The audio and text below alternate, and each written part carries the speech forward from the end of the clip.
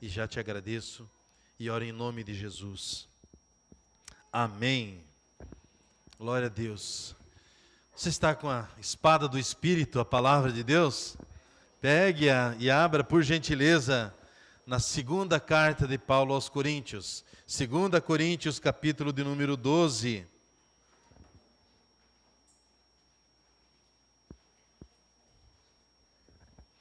Esta carta é a mais pessoal das cartas do apóstolo Paulo, destinado à igreja.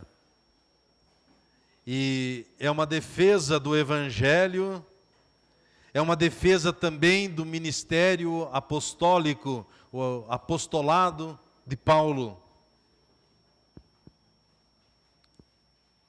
Naquela igreja de Corinto, era o nome da cidade, Corinto,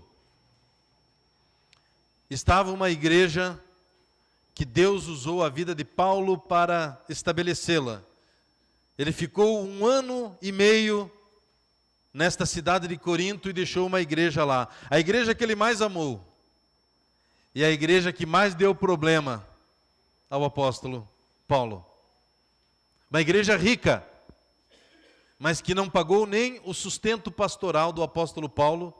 E ele teve que contar com o apoio de igrejas com menor recurso financeiro da Macedônia, que enviaram apoio para ele, porque a igreja de Corinto se negou a apoiá-lo nesse sentido. Mas ele amou essa igreja. Depois que ele ficou 1 ano e meio, ele vai para a cidade de Éfeso e de lá ele escreve a primeira carta, e agora nós vamos ler uma parte desta segunda carta que ele envia à igreja de Corinto. Capítulo 12, a partir do versículo 1. Em verdade que não convém gloriar-me, mas passarei as visões e revelações do Senhor. Conheço um homem em Cristo que, há 14 anos, se no corpo não sei, se fora do corpo não sei, Deus o sabe, foi arrebatado ao terceiro céu. E sei que o tal homem, se no corpo, se fora do corpo, não sei, Deus o sabe, foi arrebatado ao paraíso. E ouviu palavras inefáveis, de que ao homem não é lícito falar. De um assim me gloriarei eu, mas de mim mesmo não me gloriarei, senão nas minhas fraquezas. Porque se quiser gloriar-me, não serei nécio, porque direi a verdade, mas deixo isso para que ninguém cuide de mim mais do que de mim ouve, ou de mim vê ou de mim ouve. Versículo 7. E para que me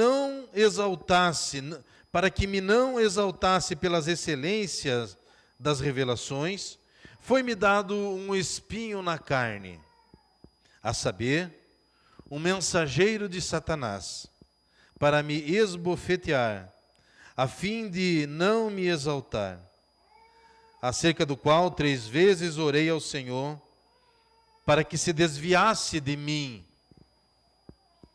E disse-me, a minha graça te basta, porque o meu poder se aperfeiçoa na fraqueza. De boa vontade, pois, me gloriarei nas minhas fraquezas, para que em mim habite o poder de Cristo. Pelo que sinto prazer nas fraquezas, nas injúrias, nas necessidades, nas perseguições, nas angústias, por amor de Cristo. Porque, quando estou fraco, então sou forte. Amém, irmãos? Olha que curioso essa leitura. O apóstolo Paulo era um dos apóstolos que poderia dizer que encontrou Deus em meio ao sofrimento, em meio às lutas. E quantos dos senhores que aqui estão vieram para Cristo ou voltaram para Cristo em meio às lutas, em meio ao sofrimento? Aqui temos a história desse homem, o apóstolo Paulo, e das experiências que Deus permitiu que ele vivesse. E nessa carta ele então reforça a razão do sofrimento. Qual era o propósito na vida dele? E espero que possamos também, ao ouvir o Evangelho, ouvir a palavra essa noite, tirarmos algumas lições para a nossa vida. Tentarmos por algum momento enxergar como o apóstolo Paulo, tentar por algum momento sentir da forma com que ele estava vivendo aquele momento. Deus nos ensina nas provas ou provações e até mesmo no sofrimento. Na vida, no meio educacional, por exemplo, as pessoas vão para um centro acadêmico, vão para a escola para aprender o conteúdo, estudar o conteúdo, então prestar alguma prova. Mas na vida, o cristão, ele aprende na prova. Nós aprendemos no meio das provações, no meio das lutas, que o Senhor, com certa frequência, nos permite passar. O apóstolo Paulo, então, estava nessa igreja que ele muito amava, a igreja de Corinto, e nessa igreja alguns apóstolos ou pretensos apóstolos se levantaram e começaram a trazer a sua mensagem, as suas revelações. E o apóstolo Paulo, então, estava sendo descredibilizado por estes falsos apóstolos. E eles diziam que o apóstolo Paulo não era alguém que tinha experiência, não era alguém que tinha uma credencial de apóstolo para estar ministrando a igreja. E nós aprendemos que somos chamados por Deus não para pregar as nossas experiências, aquilo que eu vivi, mas para pregarmos a palavra. O próprio apóstolo Paulo, ele fala ao seu filho na fé, Timóteo, ele diz: Timóteo, pregue a palavra, em tempo e fora de tempo. Mas ele, o apóstolo Paulo, relutante que estava, ele precisou apresentar àquela igreja uma experiência que ele viveu. E nós acabamos de ler que ele, o apóstolo Paulo, recorre à sua memória a uma experiência que ele viveu há 14 anos. Há 14 anos ele teve uma experiência. E nós precisamos muitas vezes olhar a palavra e ver que, mesmo sendo um homem de Deus, ele não era aquele que poderia dizer que a todo tempo, a todo momento haviam revelações. Ele poderia dizer: olha, hoje pela manhã o Senhor me visitou e falou. Não, ele recorre a uma experiência vivida há 14 anos. E quando aquela igreja estava reunida, ele disse: eu conheço um homem. Então ele fala como se fosse uma terceira pessoa, para que ele não se ensoberbecesse, ou seja, não ficasse orgulhoso. Porque o apóstolo Paulo teve experiências que nenhum outro apóstolo teve, ninguém na igreja teve, assim como ele. Mas ele disse: eu conheço um homem que teve há 14 anos uma experiência, e ele foi arrebatado ao terceiro céu, e no paraíso foi revelado algumas experiências que não é permitido ao homem transmitir tal conhecimento.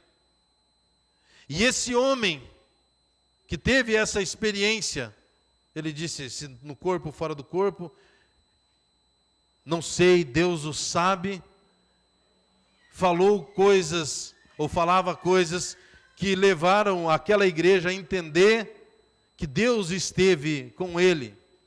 Mas olha que interessante, que a Bíblia diz que ele foi arrebatado aos céus. E lá ele teve essa visão. E quando ele volta dos céus, Satanás se apresenta para esbofeteá-lo. Olha que contraste. Ele é arrebatado aos céus e lá ele recebe revelações tremendas, e quando ele chega, ou quando ele retorna dessa experiência, um mensageiro ou um anjo maligno se apresenta a Paulo. E a Bíblia fala que ele, com um espinho na carne, e esse espinho na carne nós precisamos entender que era uma forma dele dizer que tinha algo que estava o prejudicando, estava tirando aquele sossego, aquela paz que ele tinha para ter comunhão com Deus.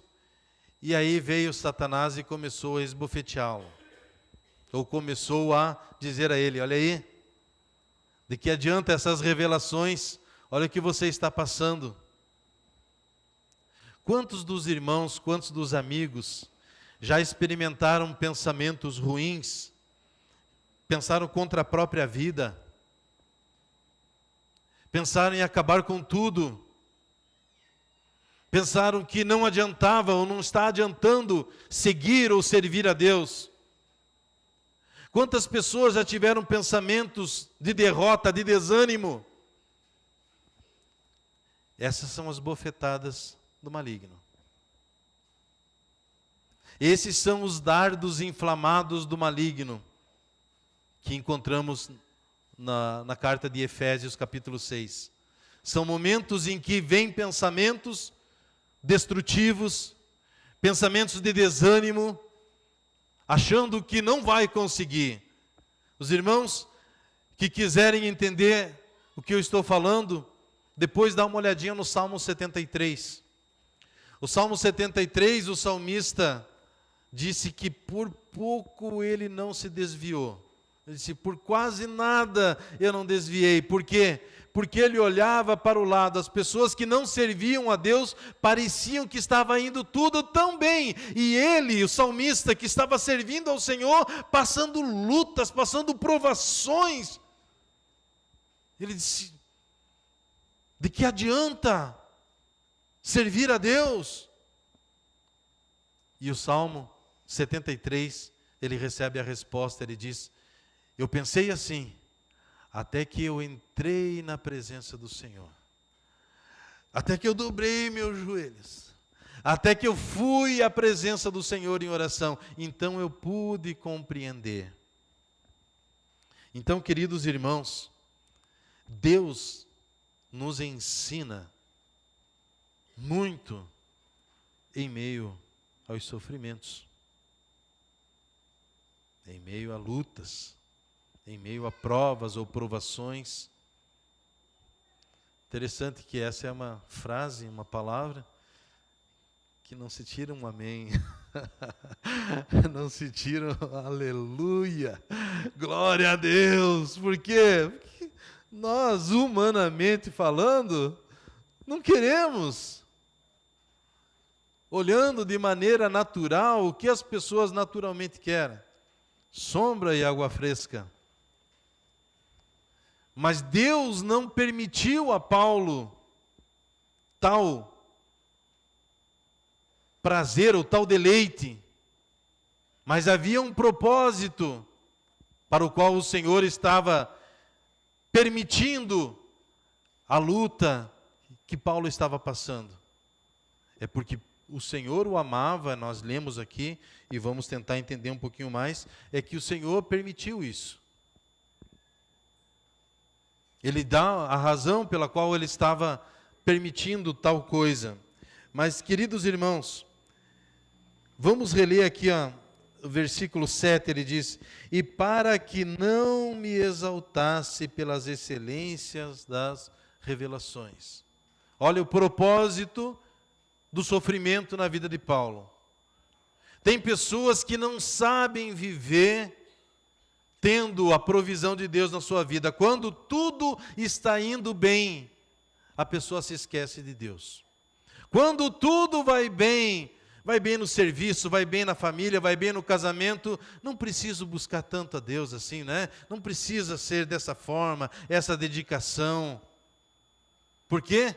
porque Satanás pega algumas pessoas no orgulho, na soberba, na arrogância de pensar que podemos ser, viver ou fazer qualquer coisa que o valha sem o Senhor. Temos o alerta em João capítulo 15 dizendo: sem mim nada podeis fazer. E eu preciso reconhecer isso. Eu preciso do Senhor, eu sou dependente da graça, da misericórdia, do favor do Senhor na minha vida. Então o versículo 7 disse: e para que não me exaltasse pelas excelências das revelações, foi-me dado um espinho na carne, a saber, um mensageiro de Satanás, para me esbofetear, a fim de não me exaltar. Imagina, a pessoa de repente foi abençoada por Deus com um trabalho, foi abençoado por Deus com um casamento, com um filho. Agora, o trabalho, o casamento ou o filho é a razão pela qual a pessoa se afasta da presença de Deus. Tem lógica isso? Há algo de racional nisso? Mas assim algumas pessoas agem, não sabem desfrutar da bênção do Senhor, não sabem desfrutar da provisão do Senhor, e quando alguma coisa lhe vai bem, ele então agora pensa: não preciso mais, não é bem assim. Então, Deus, conhecendo o apóstolo Paulo, disse: para que você não fique orgulhoso, para que você não pense que toda a revelação que você tem recebido tem a ver contigo. Nós cantamos agora: tem tudo a ver com Ele eu sei para onde eu devo ir, tem tudo a ver com Ele, é tudo a ver com o Senhor, a graça do Senhor, a bênção do Senhor, a aprovação do Senhor, o fato de termos acordado nesse dia, o fato de aqui estarmos sentados ouvindo o Evangelho, ouvindo a palavra, é graça do Senhor. Reconheça isso, o Senhor é quem tem sustentado a sua vida, o Senhor é quem nos trouxe e nos atraiu aqui essa noite. Amém, irmãos? Deus pode revelar o propósito das provações na nossa vida. Ele é Deus, Ele pode, mas nem sempre Ele o faz. Nem sempre vamos entender a razão por que estamos enfrentando alguma luta. Enfrentamos, irmãos, todos nós, em maior ou menor escala, enfrentamos situações que não gostaríamos, não desejaríamos. No casamento, na família, no trabalho, enfrentamos. E às vezes, ou por vezes, nos perguntamos: por quê? O livro de Jó, nós vemos que 16 vezes Jó se referiu a Deus, ou se voltou para Deus e disse: por que, Deus, esse sofrimento? Por que esse problema de saúde que eu estou enfrentando? Por que esse problema na minha família? Por que que ele, no caso Jó, por que eu tive que enterrar os meus filhos? Por que que eu não morri antes de nascer? Por quê? Por quê? E ele fez ou fazia muitas perguntas. Sabe qual foi a resposta do Senhor? Zero, nenhuma. Ele é soberano. Deus sabe até onde podemos suportar e treina, adestra as nossas vidas para que vivamos para o louvor da sua glória. E Jó então pergunta e faz essas perguntas e não obtém a resposta. Mas nós vemos, por exemplo, Josué no Antigo Testamento, que ele foi para enfrentar uma cidade e enfrentou uma derrota vergonhosa.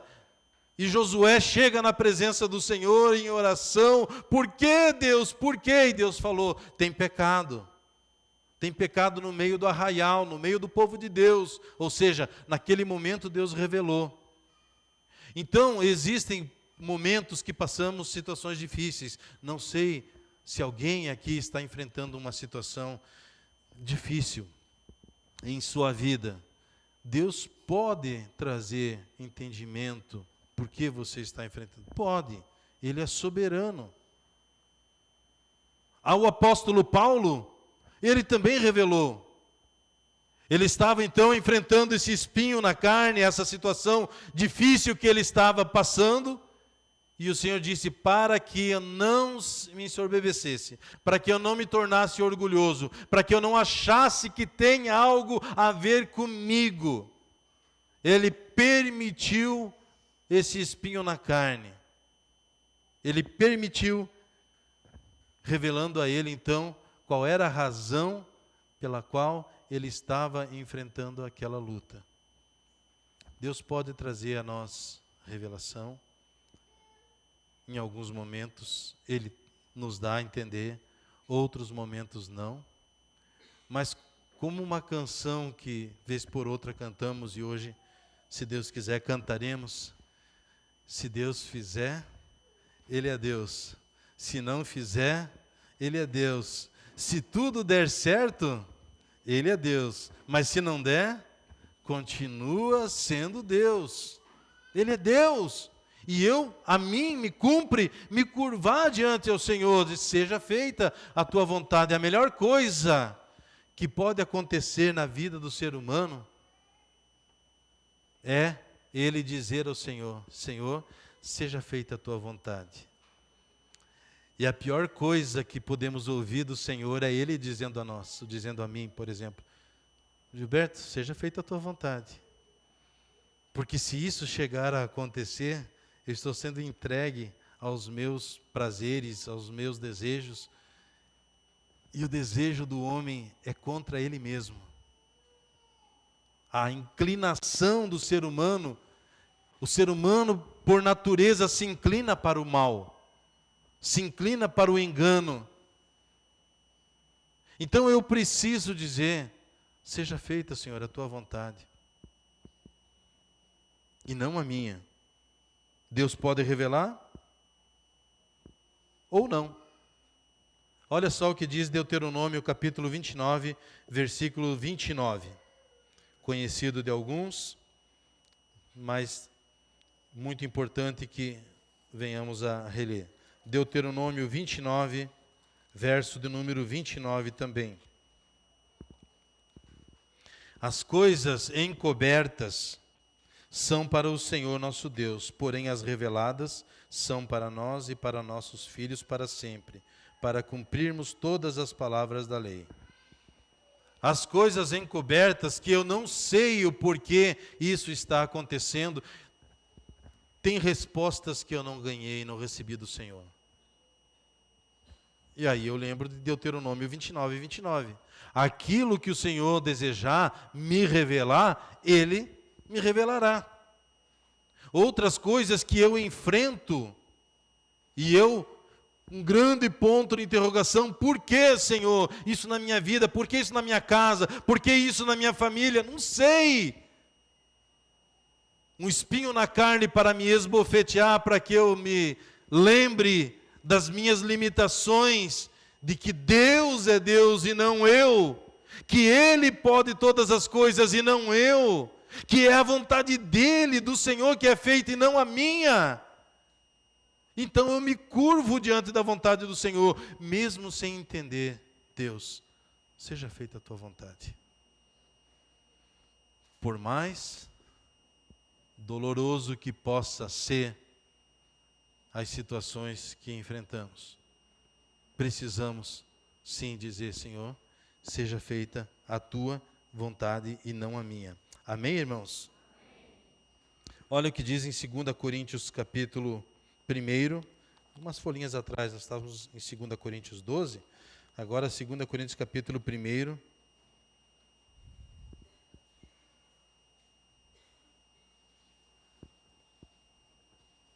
versículo 3 diz, bendito seja o Deus e Pai de nosso Senhor Jesus Cristo, o Pai das misericórdias e o Deus de toda consolação, que nos consola em toda a nossa tribulação, para que também possamos consolar os que estiverem em alguma tribulação, com a consolação que nós mesmos somos consolados em Deus. Porque, com as aflições de Cristo, como as aflições de Cristo são abundantes em nós, assim também a nossa consolação sobeja por meio de Cristo. Irmãos, quando nós olhamos ou lemos o livro de Salmos, 150 capítulos, ali nós vamos encontrar louvor, alegria, gratidão ao Senhor. Mas ali nós vamos encontrar choro, nós vamos encontrar lamento. E se nós formos analisar, tem mais choro e lamento do que louvores e gratidão. Porém, o choro e lamento produzindo louvor a Deus. Quando olhamos para o livro de Salmos, por exemplo, nós vemos que mesmo enfrentando situações difíceis, as situações difíceis arrancavam dos lábios do salmista poesias, canções, orações. O que é que as provações que você está passando têm arrancado dos teus lábios? Murmuração ou louvores ao Senhor? O salmista, quando enfrentava, ele dizia, o choro pode até durar uma noite, mas a alegria vem pela manhã. O salmista, ele disse, lança os teus cuidados sobre o Senhor, e Ele te susterá, jamais permitirá que um justo seja abalado. Aquele que habita no refúgio, no esconderijo do Altíssimo, à sombra do Onipotente descansará. 1000 poderão cair ao teu lado. E aí ele vai falando, o que é que tem saído dos teus lábios no momento difícil? Numa crise no casamento, num problema na empresa, num problema no trabalho. Que nos meus lábios, que em seus lábios, tenhamos sempre louvores ao Senhor. Amém, irmãos? É preciso que aprendamos a louvar ao Senhor. Deus, por vezes, Ele diz sim às nossas orações, mas há momento que Ele também diz não. Quando Ele diz sim, Ele é Deus. Quando Ele diz não, Ele continua sendo Deus.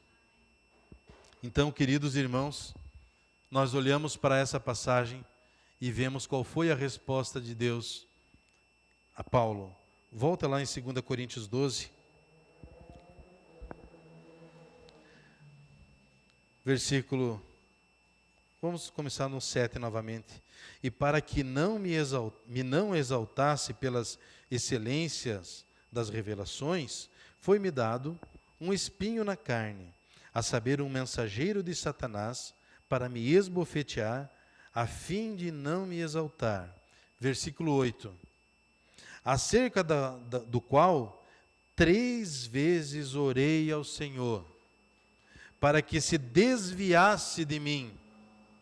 Versículo 9. E disse-me, a minha graça te basta, porque o meu poder se aperfeiçoa na fraqueza. De boa vontade, pois, me gloriarei nas minhas fraquezas, para que em mim habite o poder de Cristo. O apóstolo Paulo orou pedindo a Deus, Senhor, me livra disso. Qual foi a resposta do Senhor a Paulo? Não. Eu não vou te livrar disso. Porque eu te amo, Paulo. Porque eu te conheço, Paulo. E sei das revelações que você teve. E se não for isso na sua vida, você vai acabar caindo no orgulho de pensar que pode alguma coisa sem mim. As pessoas estão vivendo hoje em dia dizendo que creem em Deus, mas vivem como se não crescem. Dizem que servem ao Senhor, mas tudo o que fazem nada tem de respaldo na palavra do Senhor. Vivem como se não conhecessem ao Senhor, entregando a sua força, entregando o seu tempo a coisas que não louvam a Deus, mas só afagam, só trazem algum consolo para a alma da pessoa, só pensando no bem-estar dela. Então o Senhor disse ao apóstolo Paulo, não. O que é que fazemos quando recebemos um não? Deus não censurou Paulo por sua oração, dizendo, olha Paulo, por que você está pedindo isso? Seja forte. Não, ele não censurou. Assim como não censurou a oração de Jesus, que quando estava no Getsemane, e ele faz a oração, ele disse: se for possível, passa de mim esse cálice, mas seja feita a tua vontade. E o Senhor fez a vontade dele, e o Senhor Jesus padeceu na cruz. O apóstolo Paulo pediu livramento e não recebeu. E quando nós olhamos para esse mundo, o mundo está treinando as pessoas somente para o prazer. O mundo está treinando as pessoas somente para aquilo que lhe faz bem. Mas existe muito ensinamento em meio aos sofrimentos. Deus fala conosco. No livro de Deuteronômio, ainda nós encontramos no capítulo 8, que Deus muitas vezes leva o seu povo ao deserto para sondar o coração, para saber como está o teu coração. Como está o teu coração, aliás? Importante que você analise. E o apóstolo Paulo, analisando a si mesmo, ele disse: Senhor, me livra. Segunda vez ele orou: Senhor, me livra. Terceira vez ele orou: Senhor, livra-me desse espinho, dessas bofetadas, desses pensamentos que vêm contra mim, dizendo que não vale a pena. E a resposta do Senhor disse: o que você precisa, Paulo, é da minha graça. Se o povo de Deus enfrenta luta, cada luta que enfrentamos, a graça do Senhor é maior. Cada provação que passamos, temos a certeza de que nenhuma delas é maior do que as nossas forças, maior do que nós podemos suportar. Se temos choro, se temos sofrimento, também temos alegria, temos perdão, temos salvação, temos a graça, temos a presença do Senhor conosco em todo o tempo. O salmista também ele disse: ainda que eu passe pelo vale da sombra da morte, eu não temerei, porque o Senhor está comigo. E encerrando esse momento, versículo 10. Pelo que sinto prazer nas fraquezas, nas injúrias, nas necessidades, nas perseguições, nas angústias, por amor de Cristo. Porque quando estou fraco, então sou forte. Irmãos, acredito que todos conhecem aquela ilustração antiga das pegadas na areia, onde um homem caminhava pela areia e sempre ao olhar para trás ele via 2 pares de pegada na areia. Mas quando ele estava passando por um momento difícil, ele olha para trás e só vê um par de pegadas e ele ora dizendo: Senhor, me abandonou, me abandonou. E nessa história nós vemos que o Senhor responde a ele: você que entendeu errado. Aqueles 2 pares de pegada era eu que estava te levando no colo. O Senhor está com o seu povo. Os irmãos do louvor podem se posicionar, por gentileza. Eu ouvi uma vez uma ilustração, e vou passar como mera ilustração. Se aconteceu, realmente não sei.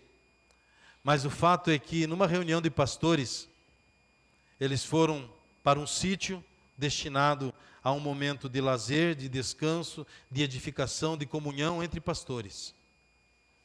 E nesse local havia um rio e com uma placa dizendo que ali era um lugar, era fundo, correntezas fortes. E um desses pastores decidiu entrar lá e nadar. E quando ele chegou, numa altura dessa experiência dele, ele começou a afogar e começou a gritar por socorro, socorro, socorro. Ele gritava e eles lembraram que entre os pastores tinha um que tinha sido campeão de natação. E chamaram: fulano, vem aqui. Vem aqui. E conta-se nessa ilustração que o pastor ficou apenas observando, enquanto o colega dele se debatia, até que sem forças ele submergiu. E quando ele submergiu, então, esse colega pastor que sabia nadar, se jogou e conseguiu tirá-lo de lá. E aí o pessoal perguntou, por que você esperou esse momento e não foi? Porque se eu fosse antes, ele ainda tinha força para se debater. Ele ainda estava com força para tentar resolver do jeito dele. Então eu precisei esperar que ele estivesse fraco. E quando estou fraco, então é que sou forte. Porque o poder de Deus se aperfeiçoa na nossa fraqueza, na minha fraqueza. Então, muitas vezes nós estamos nos debatendo tanto, mas é na nossa fraqueza que o Senhor se revela. Satanás muitas vezes está nos esbofeteando, muitas vezes está dizendo a nós tantas coisas, mas mesmo em meio a sofrimento, nós precisamos de uma certeza de que o Senhor está conosco. Isso nos basta. Isso nos basta. Em momentos bons, momentos ruins, mas eu preciso ter a certeza de que o Senhor está comigo. O apóstolo Paulo orou pedindo livramento. O Senhor não o deu livramento, ele disse, mas eu vou te dar da minha graça. A minha graça te basta. A graça do Senhor é suficiente para nós. Existem momentos que enfrentaremos lutas e saberemos exatamente por que estamos enfrentando. Existirão outros momentos que podemos passar por lutas sem entender nada. Mas se eu tiver a certeza de que o Senhor está comigo, isso me basta. Isso é o suficiente. Vamos louvar o Senhor com essa canção, depois